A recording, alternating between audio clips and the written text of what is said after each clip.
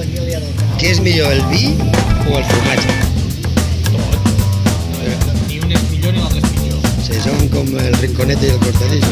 Si no hi ha vi, no hi ha formatge. I si no hi ha formatge, malament si no hi ha vi. Molt bé. Què tal? Contents? Sí? Fa bon dia? Fa bon dia? Home, estem als inicis de la temporada.